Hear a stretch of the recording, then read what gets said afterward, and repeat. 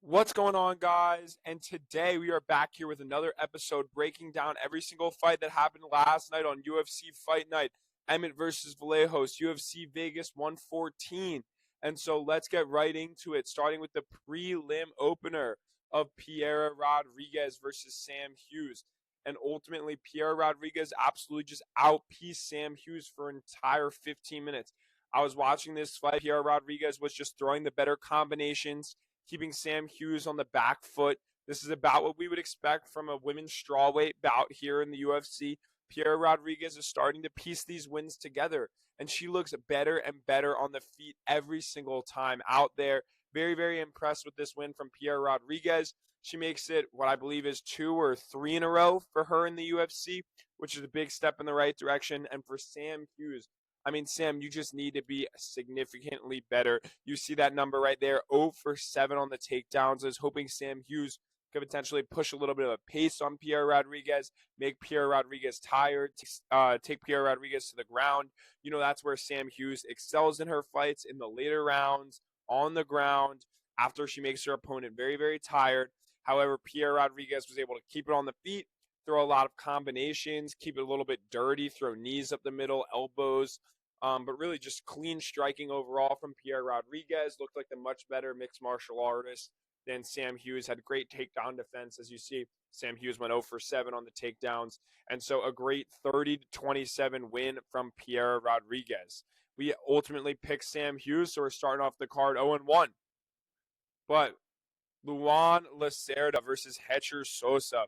I mean, Hecher Sosa looked incredible in this fight. You saw Luan Lacerda, 11 takedowns. I'm not going to lie, when Luan Lacerda got that first takedown, I was pretty nervous. We know Luan Lacerda is a very, very, very talented BJJ player in this bantamweight division. We saw him submit Simon Oliveira in his last matchup, but Hecher Sosa, a guy coming off the Contender Series, had that big emotional performance after his dad passed away right before his Contender Series bout, but followed that up with another great one here.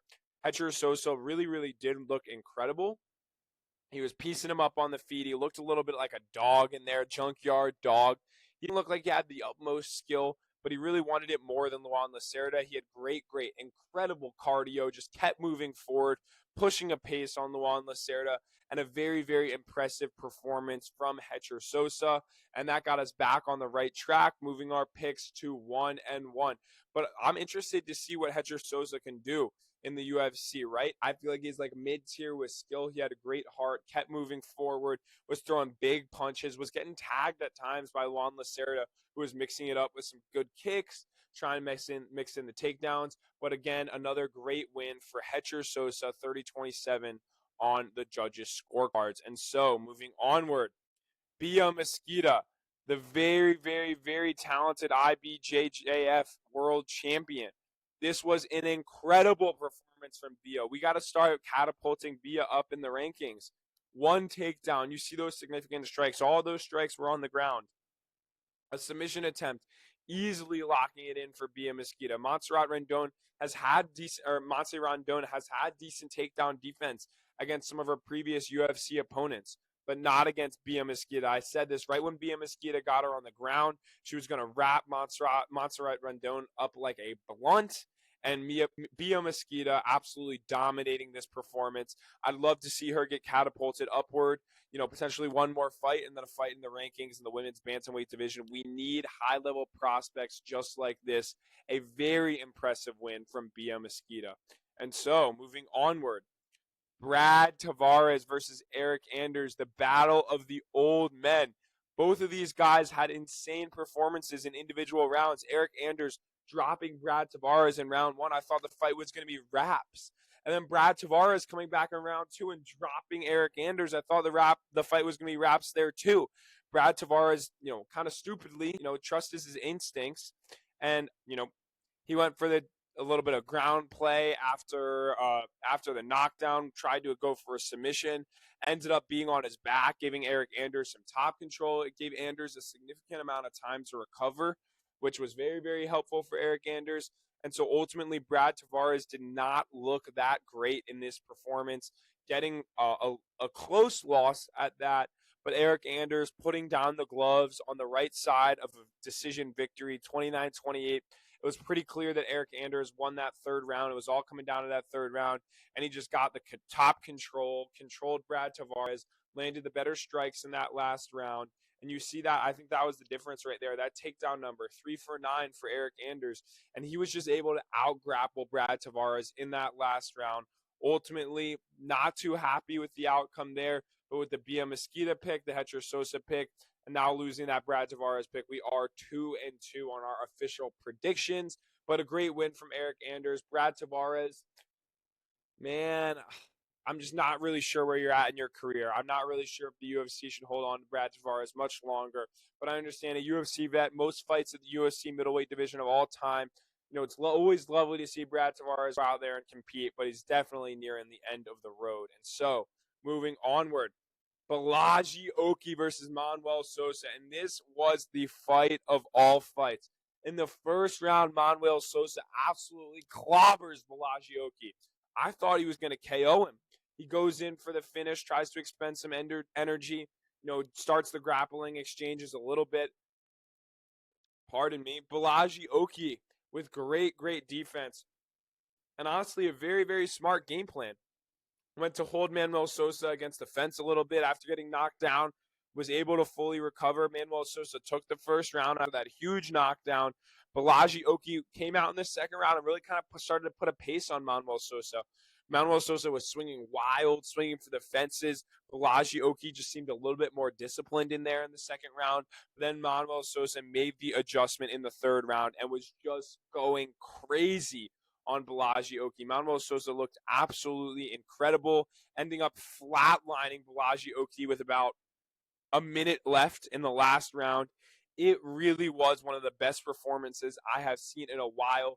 It was crazy the pace that these two guys were able to keep swinging absolutely ginormous punches, wild exchanges, an incredibly entertaining fight, and a huge KO win by Manuel Sosa to move us to 3-2 on our predictions. And so, moving on, Elijah Smith versus Sung Young Yu. Sung Young Yu, after dealing with some initial turmoil on the feet in round one, looked very, very good, taking the back of Elijah Smith, grappling with him throughout the first round. And honestly, I think I would give the edge to Sung Young Yu in the first round. But Elijah Smith came out with a massive purpose in round two with harmful intentions. He knocked down Sung Young Yu, absolutely spun his jaw. It was incredible. Sung Young Yu ends up pretty much flat out on the canvas. Elijah Smith starts going for some hammer fists, eventually hops on Sung Young Yu's back and locks in a rear naked incredibly fast. Sung Young Yu tries to fight the hands for a few seconds, ends up tapping very, very shortly after. An incredible performance from Elijah Smith, who, came into the UFC with a big slam victory over who was like Timothy Kuzamba. And now another massive win over Sung Young Yu, beating him at his own game, submitting him. It was a club and sub, but very, very good to see from Elijah Smith. He looks very talented and incredibly excited to see what he's going to do in the bantamweight division. And so, moving onward, Vitor Petrino. And by the way, that did move us to what I believe was 4-2 on our picks. Vitor Petrino taking on Steven Asplund. And Steven Asplund, there goes the mic. Steven Asplund looked incredible in that first round. He knocked Vitor Petrino down, and then he mooned him. He pulled the pants down. He jokingly pulled the pants down. It was an incredibly hilarious moment. But Steven Asplund, he should have just jumped on him and kept throwing those hammer fists, big elbows. Asplund had a big cut under his left eye. He took a lot of damage in the fight. And Vitor Petrino, while he looked very, very good, I think we saw some of Vitor's faults here. Albeit his cardio looked incredible, Vitor Petrino was able to take rounds 2 and 3 on the judges' scorecards. I was pretty disappointed by Steven Asplund. I thought that if Steven Asplund was able to keep this fight on the feet, he would be able to take Vitor Petrino and just box him up for days. But the power, the big shots from Vitor, it looked like Steven Asplund was a little gun shy at times. We got into range and he kind of just stood there and let Vitor hit him with big hooks. Vitor Petrino with a great win, getting on the right track for Steven Asplund. Vitor Petrino has looked very, very impressive in the heavyweight division. So it's time we start moving Vitor forward a little bit in this division. And honestly, I'm not too disappointed with Asplit's performance. I think I'd like to see him just a little bit better in those moments where he's in boxing range, but he's kind of just covering up because he's a little bit scared of the power coming back his way. But great takedown defense from Steven Asplit. If he ever got taken down, this says 0, but there were moments where he's on his butt. When he got taken down, he popped right back up. Very, very impressive performance from both these guys. Moving our full card predictions to what I believe is, let me double check this, but 0-1 here, 1-1 here, 2-1. 2-2, 3-2, 4-2, moving our full card predictions to 4-3. And this is where our hot streak starts. Mytelbek Orolblai with a huge decision victory over Chris Curtis, breaking the welterweight takedown records for a 3-round fight. Pardon me again. Mytelbek Orolblai, 19 takedowns in 3 rounds against Chris Curtis. You see that right there. 19 of 24. Chris Curtis actually looked pretty decent boxing up in the first minute of the fight with his counter punches. Mytelbek Orolblai, this was my fear. Orolblai loves to come forward, and Chris Curtis is a great power puncher. But Orolblai doing the smart thing, just repeatedly, rinse and repeat, take Chris Curtis down, control him, throw some shots, take him back down. And it was just a grueling performance from Mytelbek Orolblai. Very, very, very impressive. Very happy with that Orolblai performance, getting it done by a dominant 30-27 decision. I'd love to see Orolblai start to slowly move up in the welterweight rankings. I know we saw him lose to Mateusz Rambeski, but Mytelbek Orolblai has looked very, very impressive in his fights as of late, and very, very incredible performance. And for Chris Curtis, the 38-year-old, he's getting up there. Might start thinking about retirement. Let's give this guy another striker fight. Let's give Chris Curtis a great striker fight. Those are always fun to watch. Chris Curtis is very, very talented boxing, training partner of Sean Strickland. And really, I think we saw some lighter man skill here. Mytelbek Orolblai is a former lightweight. Chris Curtis is a former middleweight.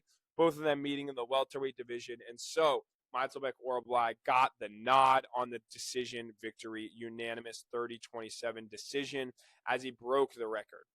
Charles Johnson versus Bruno Silva. Wow, what an incredible scrap this fight was. These two guys were going at it for 15 minutes.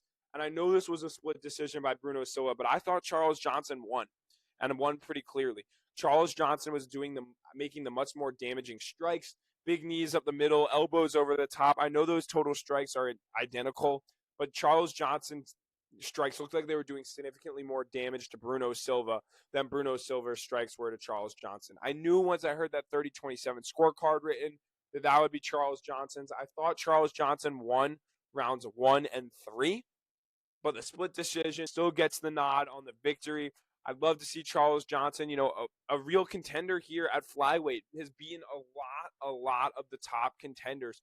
Loner Kavanaugh, Joshua Van. Charles Johnson is a very, very talented flyweight on this roster. Very, very happy with the performance from Charles Johnson. Happy that he was able to get the nod here on the decision victory, because I was a little bit scared when they said split decision, but my boy, Charles, the inner G Johnson, getting a big win here at flyweight versus Bruno the Bulldog Silva. And so, moving onward. Ion Cutelaba versus Umar Sy. Umar Sy, you suck. You suck. How is Umar Sy this bad? Losing to Alonzo Menefield, losing to Ion Cutelaba. This guy is supposed to be an incredible French prospect. I thought he was supposed to have great grappling. And you get subbed by Ion Cutelaba? By Cutelaba? Cutelaba is a gatekeeper in this light heavyweight division. We've seen Cutelaba at heavyweight before. This is supposed to be lighter man skill. Umar Sy, you're supposed to be an incredibly talented grappler, and you're tapping the guillotines? To guillotines fight the hands, man. He jumped that guillotine, and he made it look so easy. You tapped instantly. Umar Sy just getting reversed on the ground, could not maintain any top position. Ion Cutelaba doing the damage. And honestly, Umar Sy, as my boy said, Umar Sy with losses to Alonzo Atomic Menefield and Ion the Green Hulk Cutelaba. This is grounds for extermination.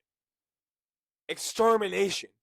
You're supposed to be a top French prospect, and you're losing to Ian Cutelaba and Alonzo Menafield? I never want to see Umar Sy ever again. I'm sorry. I know I picked Umar Sy here in this fight. I was a believer. Never again will I let that happen as our picks move to 7-4 on the evening. Umar Sy, I hate you. Jeez, it is horrible performance after horrible performance. And so, Marwan Rahiki versus Harry Hardwick. This one was an absolute scrap. Marwan Rahiki, I predicted him to win the fight. He ultimately did by doctor stoppage. Harry Hardwick broke his jaw in that second round. Marwan Rahiki landing big punches on Harry Hardwick, eventually breaking his jaw. But Hardwick looked very, very good in round one. Used some grappling to his advantage, took the back of Marwan Rahiki. But, you know, as we saw on the actual judges' scorecards, the judges did have this fight scored 1-1 going into the third.